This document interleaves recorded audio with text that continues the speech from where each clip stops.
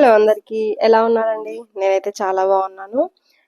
ఈరోజు మనం వచ్చేసి పాపికొండలు ట్రిప్, అది కూడా వన్ డేలో ఎలా వెళ్ళి రావచ్చు, దాని డీటెయిల్స్ నేను అన్నీ కూడా వీడియోలో మీకు ఎక్స్ప్లెయిన్ చేస్తాను. వీడియో లాస్ట్ వరకు చూడండి.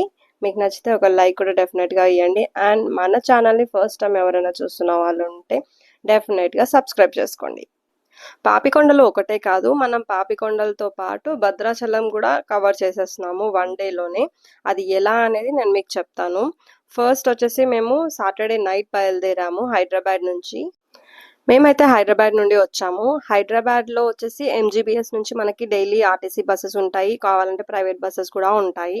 మేమైతే ఆర్టీసీ బస్సెస్కే వచ్చాము. ఎంజీబీఎస్ నుండి నైట్ 8:45కి స్టార్ట్ అయ్యాము. And next day morning Bhadrachalam 4:10 కల్లా మమ్మల్ని దింపేశాడు భద్రాచలంలో. అండ్ అక్కడ నుంచి గోదావరి దగ్గరికి వెళ్ళడానికి 20 రూపీస్ ఆటోలో తీసుకున్నారు. అండ్ అక్కడ స్నానాలు అవి చేసేసుకొని టెంపుల్కి దర్శనంకి వెళ్ళిపోయాము. మార్నింగ్ టెంపుల్ దర్శనం, అది సండే అవ్వడం వల్ల అభిషేకాలు ఆ రోజు ఎక్కువ ఉన్నాయని చెప్పేసి దర్శనం అవ్వలేదు, మాకు మధ్యలో ఆపేశారు. మళ్ళీ బోటింగ్కి లేట్ అయిపోతుంది కదా అని చెప్పేసి మేము దర్శనం చేసుకోకుండానే రిటర్న్ అయిపోయాము. అండ్ బోటింగ్ వచ్చేసి నేను పున్నమి ట్రావెల్స్లో బుకింగ్ చేసుకున్నాను. పర్ పర్సన్ టికెట్ వచ్చేసి 1250 రూపీస్, పిల్లలకైతే 1095. అండ్ వాళ్ళు వచ్చేసి సర్వీస్ ఛార్జెస్ తీసుకుంటారండి 46 రూపీస్. అరౌండ్గా ఒక పర్సన్కి 1300 పడుతుంది. ఆ 1300లో వాళ్ళు ఏమేమి ఇంక్లూడ్ చేస్తారంటే పికప్ అండ్ డ్రాప్ టెంపుల్ దగ్గర నుంచి, అండ్ అక్కడికి వెళ్ళిన తర్వాత టిఫిన్ ఉంటుంది, టిఫిన్ అండ్ టీ, అండ్ మధ్యాహ్నం లంచ్ వాళ్ళు ప్రొవైడ్ చేస్తారు. ఈవినింగ్ మళ్ళీ తర్వాత టీ అండ్ స్నాక్స్ ఇవి ప్రొవైడ్ చేస్తారు. మళ్ళీ మన టెంపుల్ దగ్గర దింపేసి వెళ్ళిపోతారు అనమాట. ఈ కంప్లీట్ ప్యాకేజ్ వచ్చేసి 1300 పర్ పర్సన్. సో మేము అది బుక్ చేసేసుకున్నాము. మేము టోటల్ 7 మెంబర్స్ వెళ్ళామన్నమాట. మా కజిన్స్, నేను, మా హస్బెండ్ అండ్ నా ఫ్రెండ్ వాళ్ళ మదర్, టోటల్ 7 మెంబర్స్ వెళ్ళాము. ఈ ట్రిప్ అనేది మెయిన్గా చెప్పాలంటే ఫ్రెండ్స్ ఆర్ మన క్లోజ్ అనుకుంటాం చూడండి, అలాంటి వాళ్ళతో వెళ్తే మీకు చాలా అంటే చాలా ఎంజాయ్ చేస్తారు ట్రిప్ని, అంత బాగుంటుంది అనమాట. ఫ్యామిలీతో కూడా వెళ్ళొచ్చు, బట్ కంపారేటివ్లీ ఫ్రెండ్స్తో వెళ్తే ఇంకా బాగుంటుంది అని నా పర్సనల్ ఒపీనియన్. మీకు ఎలా అనిపిస్తే మీరు అలా వెళ్ళొచ్చు, no problem at all. And మేము వచ్చేసి పున్నమి ట్రావెల్స్లో బుక్ చేసుకున్నామని చెప్పాను కదా, అక్కడ వాళ్ళ దగ్గరికి వెళ్తే వాళ్ళు అక్కడ నుంచి మమ్మల్ని తీసుకెళ్ళిపోయారు.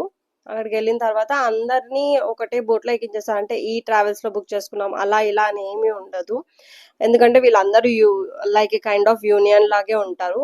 ఎన్ని వెబ్సైట్స్లలో ఎన్ని డిఫరెంట్ ట్రావెల్స్లలో బుక్ చేసుకున్నా మనల్ని లాస్ట్కి తీసుకెళ్లేది ఒకటే పడవలో. ఒకటే అంటే అంతమందిని ఒకటే దాంట్లో కూర్చోబెట్టారండి. ఒక్కొక్క పడవకి ఇంతమంది మెంబర్స్ అని చెప్పి వాళ్ళకు ఉంటుంది.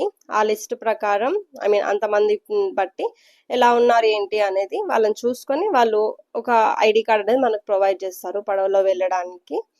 అండ్ అక్కడికి వెళ్ళిపోయిన తర్వాత మాకు ఒక ఐడి కార్డ్ ఇచ్చారు, మనకు ఒక పర్సన్ అసైన్ చేస్తారు, ఆ పర్సన్ అన్ని చూసుకుంటారు, ప్రాబ్లం ఏం లేదు. మనం ఏం వెళ్ళి లైన్లో నిల్చొని ఐడి కార్డ్ తెచ్చుకోవాల్సిన అవసరం ఏం లేదు, పర్సన్ చూసుకొని మనకు ఐడి కార్డ్స్ తెచ్చేస్తారు.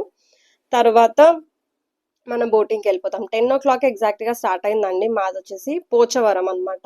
మనకి భద్రాచలం నుండి Pochavaram around 2 to 2.5 hours journey అయితే ఉంటుంది. అరౌండ్ 75 kilometers ఉంది అని డ్రైవర్ అతను చెప్పాడు. టోటల్ 75 kilometers అనమాట. 10 o'clockకి మాకు బోటింగ్ స్టార్ట్ అయింది పోచవరం దగ్గర నుంచి.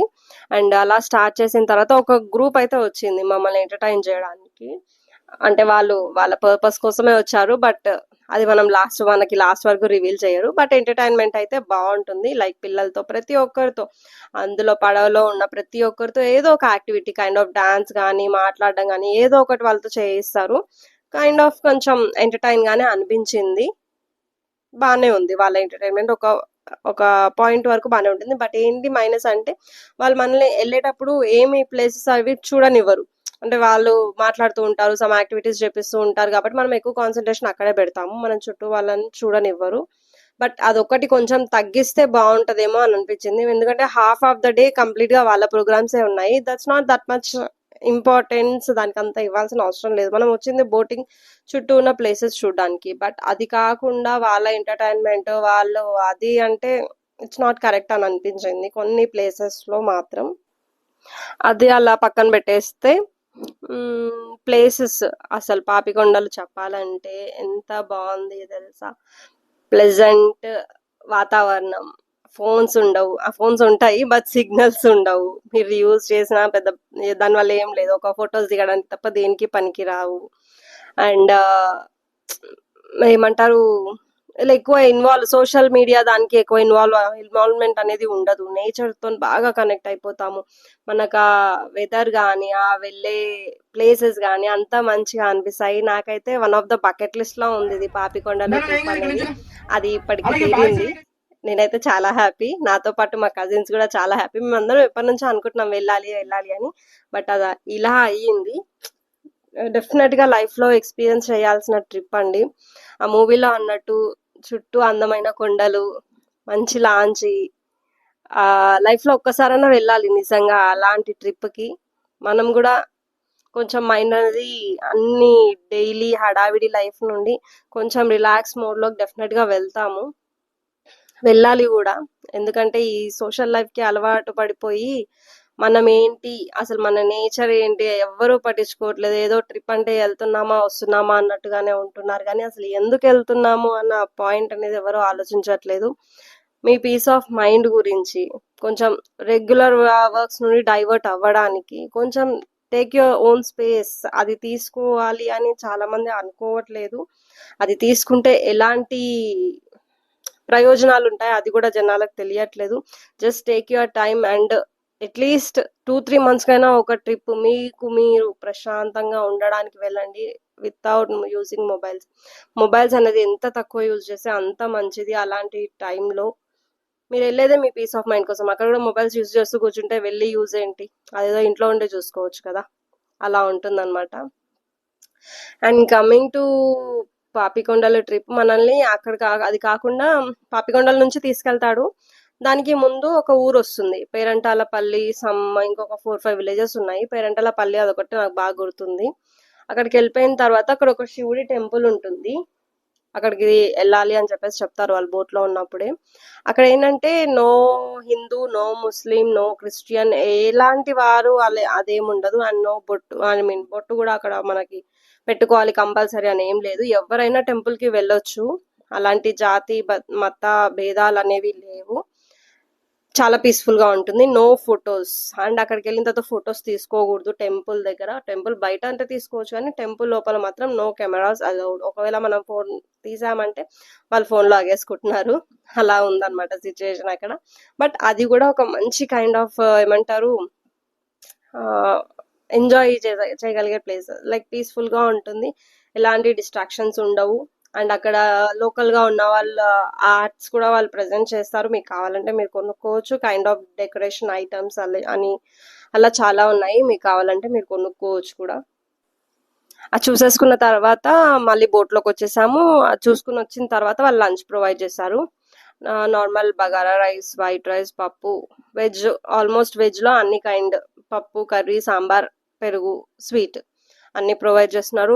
వాటర్ అయితే ఆల్వేస్ అవైలబుల్ ఉంటుంది. వాష్రూమ్స్ కూడా okay, not bad. And almost comfortable గానే ఉంది, అంత ఇబ్బంది పడుతూ వెళ్ళే సిచ్యువేషన్ అయితే లేదు. బట్ జర్నీ అయితే చాలా బాగుంటుంది, మీరు కూడా డెఫినెట్ గా ట్రై చేయండి. లంచ్ అయిపోయిన తర్వాత వాళ్ళు మనల్ని రిటర్న్ మళ్ళీ మనం ఎక్కడైతే ఎక్కామో ఆ ప్లేస్ కి తీసుకెళ్ళిపోతారు అనమాట. బట్ థ్యాంక్ గాడ్ రిటర్న్ లో మాత్రం వాళ్ళ యాక్టివిటీస్ అలాంటివి ఏమీ లేవు. జస్ట్ సాంగ్స్ పెట్టేసి వదిలేశారు, మీ ఎంజాయ్మెంట్ మీరు చేసుకోండి అన్నట్టు. రిటర్న్ లో అయితే మేము చాలా బాగా ఎంజాయ్ చేసాము. పిక్చర్స్ తీసుకున్నాం, వీడియోస్ తీసుకున్నాం, చాలా చేసాము. అండ్ తర్వాత మనల్ని అక్కడ దింపేసిన తర్వాత టీ స్నాక్స్ ప్రొవైడ్ చేస్తారు, అది తీసేసుకొని మేము మళ్ళీ భద్రాచలం వచ్చేసాము. చెప్పాను కదా మార్నింగ్ సరిగ్గా దర్శనం అవ్వలేదని, సో ఈవినింగ్ వెళ్ళాము. ఈవినింగ్ రష్ అంతగా ఎక్కువ లేదు కానీ మేము కొంచెం అలసిపోయినట్టుగా అనిపించింది. అందుకనేసి నార్మల్ ఏమంటారు స్పెషల్ దర్శనం 100 రూపీస్ టికెట్ తీసుకొని వెళ్ళిపోయాము. విత్ ఇన్ 10 minutes లో మాకు దర్శనం అయిపోయింది. మంచిగా కొంచెం షాపింగ్ చేసేసుకొని మళ్ళీ రిటర్న్ బ్యాక్ టు హైదరాబాద్ కోసం అని చెప్పి భద్రాచలం బస్ స్టాండ్కి వచ్చేసాము. అండ్ బస్ వచ్చేసి యాక్చువల్లీ 10 o'clock ఉండాలి, but due to some maintenance వల్ల అది డిలే అవుతూ 11 o'clock వచ్చింది. మేము ఎక్కడ వస్తుందా రాదా అన్న డౌట్ తోనే ఉన్నాం చాలా వరకు అయితే, బట్ వచ్చింది. అండ్ రిటర్న్ హైదరాబాద్ వచ్చేసాము. విత్ ఇన్ 1 day లో భద్రాచలం పాపికొండల ట్రిప్ అయితే ఇలా కంప్లీట్ అయిందండి. దీని గురించి మీరేమనుకుంటున్నారు? ఇంకేమైనా డీటెయిల్స్ కావాలంటే డెఫినెట్గా నాకు కింద కామెంట్ సెక్షన్లో కామెంట్ చేయండి. అండ్ డీటెయిల్స్ అన్ని నేను కింద ప్రొవైడ్ చేస్తాను, చెక్ చేసేయండి. Thank you for watching this video.